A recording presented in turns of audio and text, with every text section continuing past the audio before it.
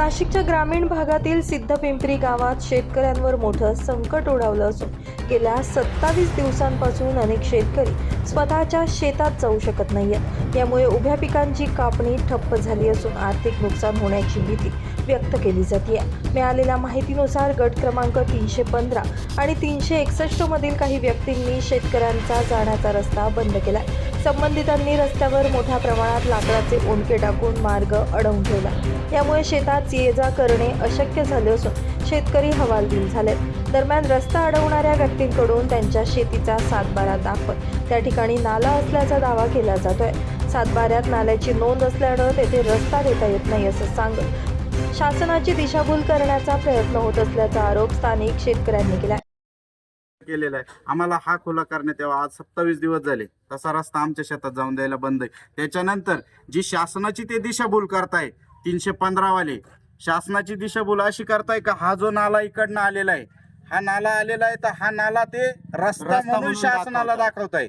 तो नाला आहे तिथं हा नाला पूर्ण इकडे खाली शिवाला गेलेला आहे हा नाला आणि या नाल्यातून इकडच्या यांना रस्ता जाण्यासाठी फक्त नाल्यापर्यंत आहे आणि त्यांचा गट 315 इकडनं आहे। त्याची मागणी ते इकडनं करतायत 315 साठी शिवानी जाऊन तो रस्ता असा येतोय। तुम्ही बघू शकता अर्जदार इथून पण रस्ता मागतो इथून पण मागतो आणि 345 344 इथून पण अर्जदाराची मागणी। फक्त आता अर्जदार हा इथं असल्यामुळे यांनी हे 4 पित्ते तयार केलेले आहे त्यांचे। 361 मधला पित्ते आहे का भाऊ इथून रस्ता खुला करे तू याला दारू पाणी पाजून काय पैसे देऊन काय करेल XYZ हा याच्यासाठी पैसे देऊन आमिष दाखवून याला आमचा रस्ता बंद करण्यास सांगितलं का जेणेकरून इथं पुढे रस्ता खुला केला जाईल।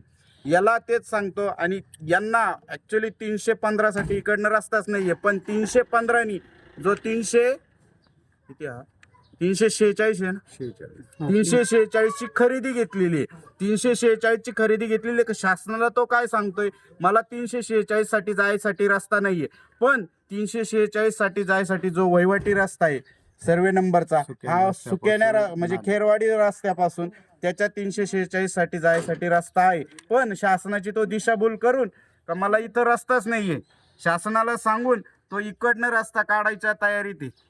शासनाला माझी पण विनंती आहे का याची दखल घ्यावी। स्वतः तहसीलदार साहेब कोण असेल महसूल मंत्री का कोण असेल मंडल अधिकारी यांनी स्वतः येऊन ही पाहणी करून जर निदर्शनास आलं तर आम्हाला तो योग्य तो न्याय याच्यावर मिळेल।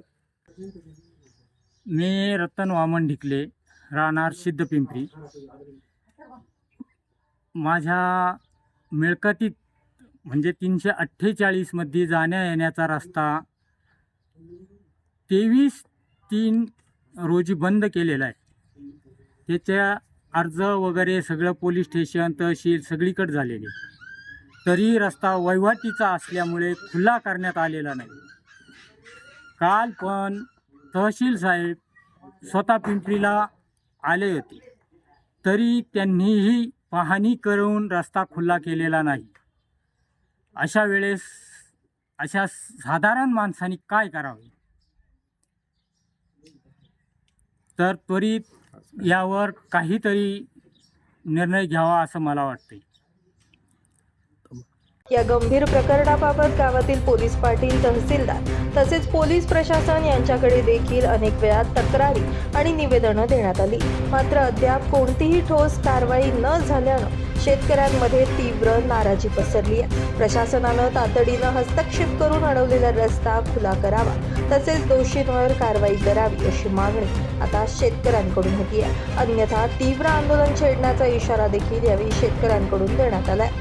नितीन चव्हाण, महाराष्ट्र 24 न्यूज, सिद्धपिंपरी।